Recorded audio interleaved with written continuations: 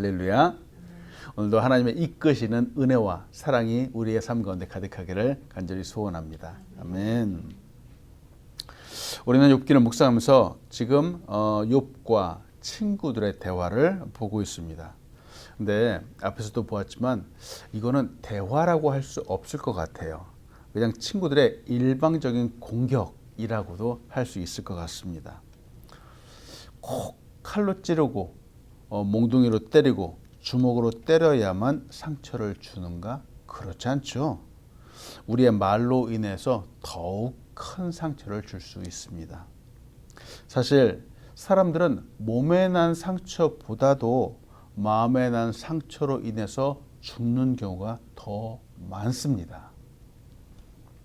때문에 오늘도 우리의 말로 바로 상처가 아닌 사람을 살리는 사람들이 되시길 간절히 소원합니다. 아멘.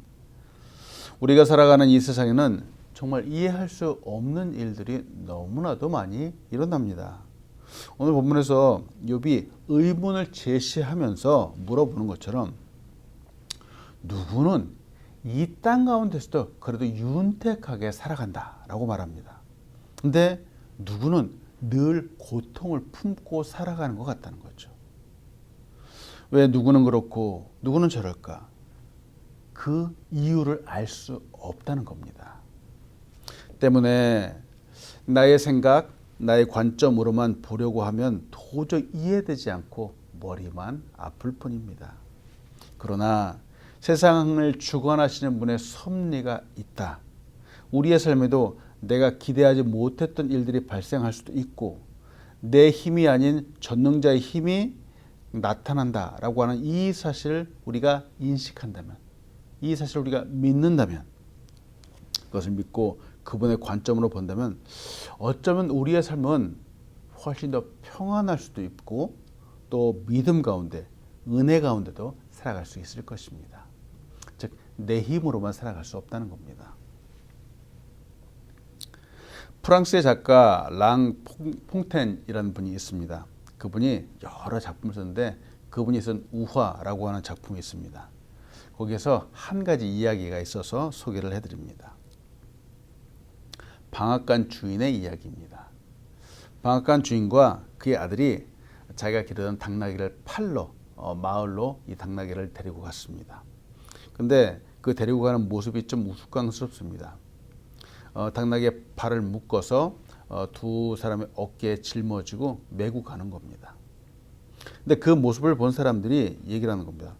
아니, 사람이 동물을 들쳐 메고 가다니 정말 멍청한 사람들이군, 이렇게 얘기를 하는 겁니다. 그래서 방앗간 주인은 당나귀의 아들을 태우고 이제 그 파는 곳으로 가기 시작을 했습니다. 그러자 이번에는 또 다른 사람이 얘기를 하는 겁니다. 아니, 나이 많은 아버지가 당나귀를 끌고 젊은 사람은 편하게 당나귀를 타고 간다고? 저런 말도 안 되는, 막 이런 식으로 또 얘기를 했습니다. 그 말을 듣고 나서 이번에는 반대로 아버지가 당나귀를 타고 아들이 끌고 가는데 이걸 또 본 또 다른 사람이 얘기를 하는 겁니다.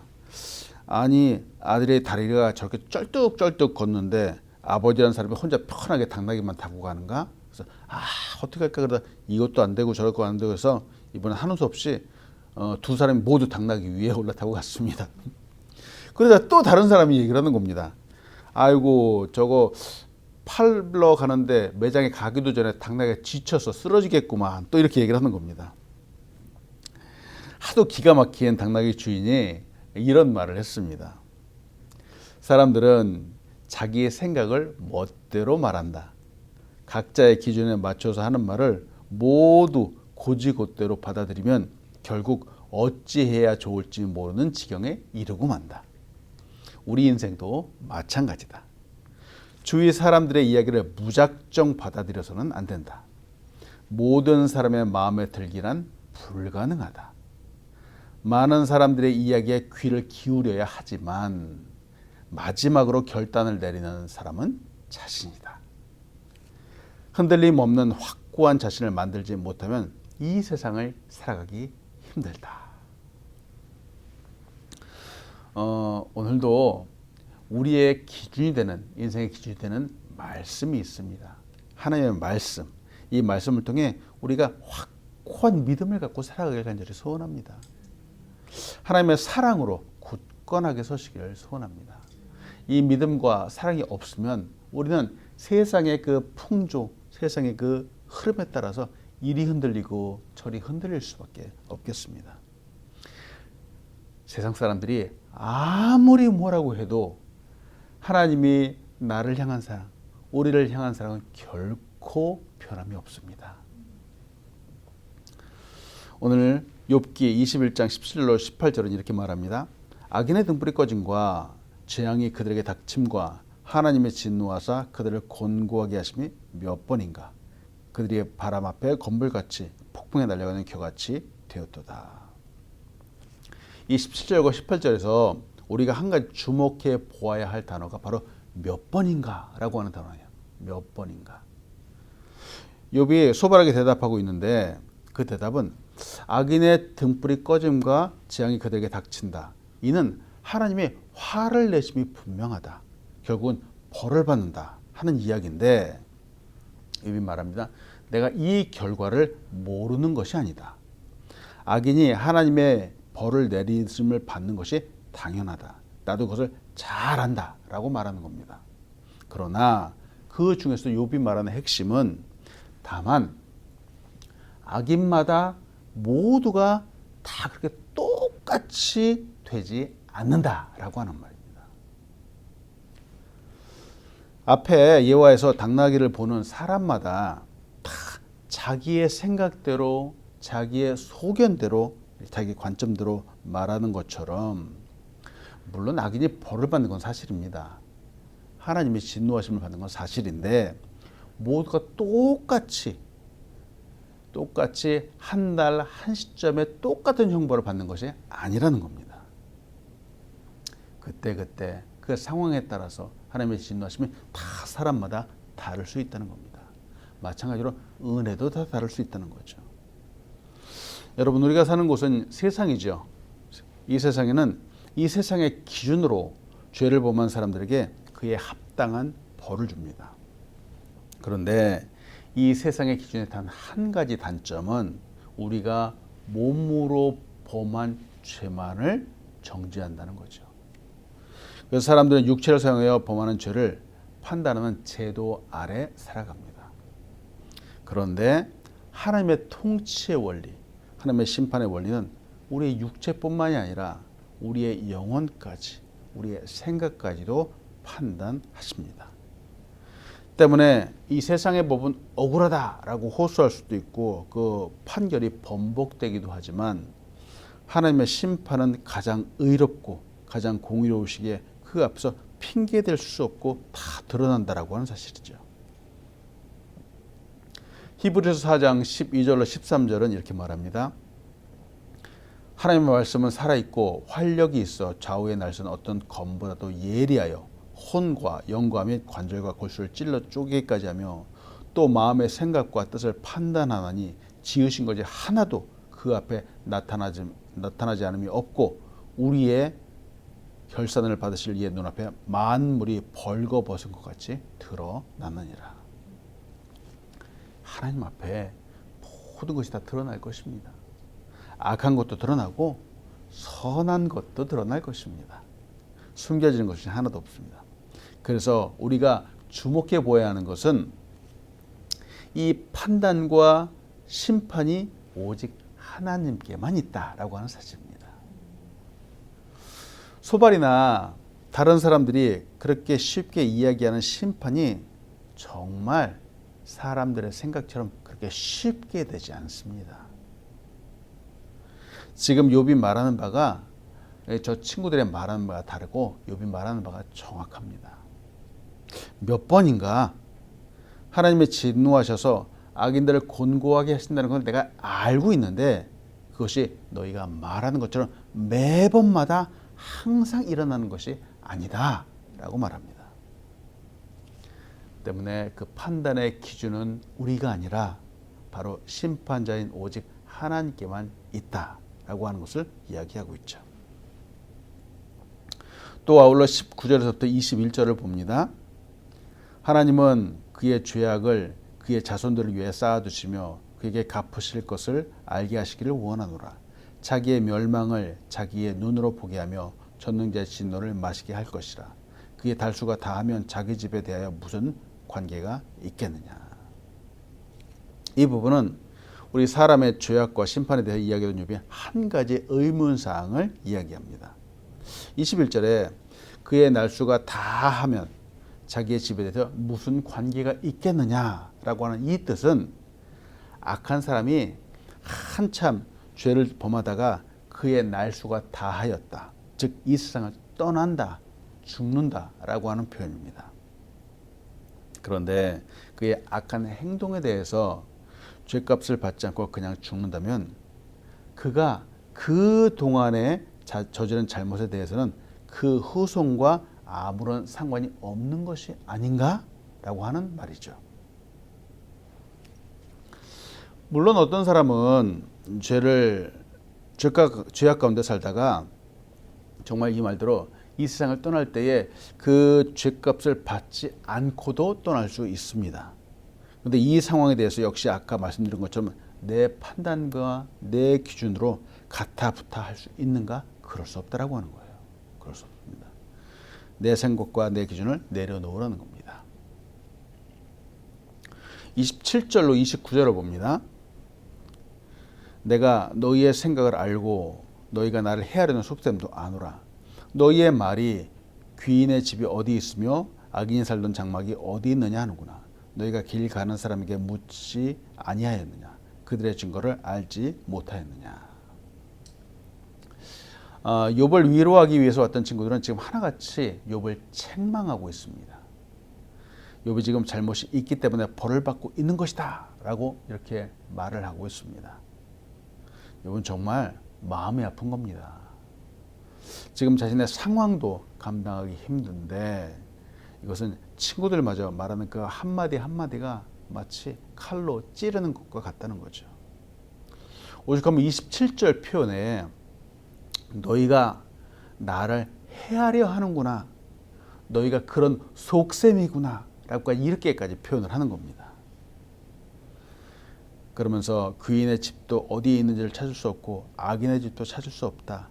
길 가는 사람에게 물어보라 라고 너희가 말하는데, 이 말은 모든 악을 행한 사람들이 한꺼번에 무너지는 것이 아니라는 것을 길 가는 행인도 다 안다라고 하는 표현이죠. 저는 욥을 보면서 욥이 왜 이렇게까지 답변을 하고 반응할 수 있을까 생각을 해봅니다. 친구들이 위로한다고 했지만 정말 참 위로의 말을 듣지를 못하는 거죠. 격려의 말 한마디, 공감해주는 말 한마디가 바로 욥에게 지금 현재까지 들려오지 않습니다. 때문에 참 위로해주고 공감해주는 말 한마디가 얼마나 중요할까요?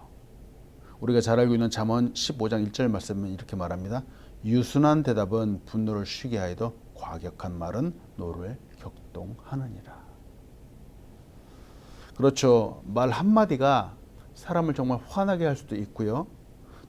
그러나 또 고통 가운데 있는 사람에게 큰 힘을 줄 수도 있을 것입니다. 말 한마디가 우리의 인생을 바꿀 수 있습니다. 축복의 말 한마디가 그에게 놀라운 힘을 줄 수도 있습니다. 오늘 우리의 언어 속에 고맙습니다, 사랑합니다, 축복합니다 라고 하는 이 단어가 늘 함께하기를 간절히 소원합니다. 아멘.